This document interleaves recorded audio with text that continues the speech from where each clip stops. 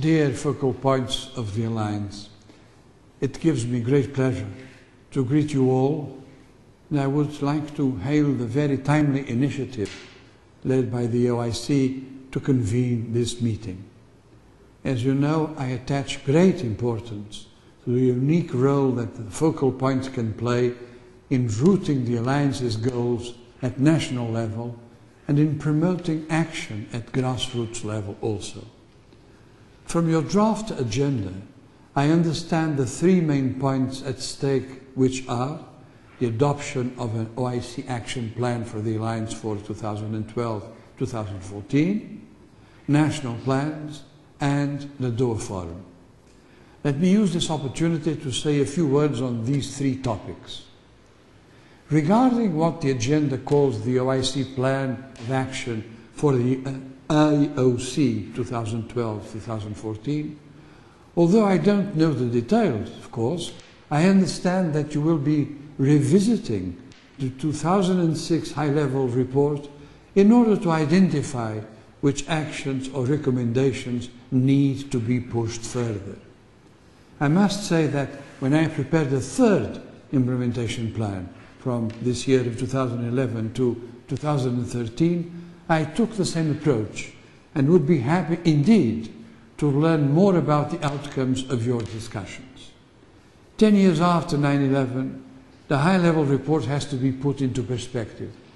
In my view, 3 points have to be highlighted. First, 10 years after 9/11, all reports showed that tensions persist and that Muslim and Western publics continue to see relations between them as generally bad, with both sides holding negative stereotypes of the other. These are, for instance, the main findings of the latest Pew Global Attitudes Survey. According to this survey, many in the West see Muslims as fanatical and violent, while few say Muslims are tolerant or respectful of women. Meanwhile, Muslims in the Middle East and Asia generally see Westerners as selfish, immoral and greedy, as well as violent and fanatical. However, the latest survey also finds something of a thaw in the United States and Europe compared with 5 years ago. A greater percentage of Western publics now see relations between themselves and Muslims as generally good compared with 2006. In contrast, Muslims in predominantly Muslim nations are inclined to say relations are generally as bad as they were 5 years ago. And as in the past, Muslims express more unfavorable opinions about Christians than Americans or Europeans express about Muslims. Because of these findings, which are in fact corroborated by other reports and surveys, I decided to include in the Doha Forum a session on this topical issue. It is essential to raise a number of key questions, namely, what are the causes of these bad relations? About which side holds the high ground on key issues? Further to disagreement, what are the points of agreement? What are the shared concerns? Indeed, recognizing the problems is essential, but it is not enough. Further to a good diagnosis, we need, of course, a good therapy.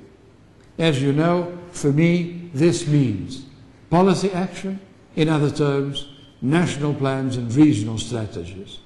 Without a national vision and strategy, it is not possible to bring about sustainable change on the ground. To be successful and reach grassroots, this strategy has indeed to combine a top-down and a bottom-up approach. It has to rely on communities, on civil society involvement.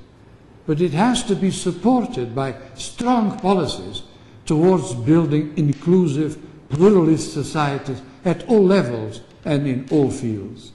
In this regard, education, as well as youth and media, are in fact key issues. The migration minorities field is of course also of great importance. So regarding the second point, on national plans, I only want to make 3 comments.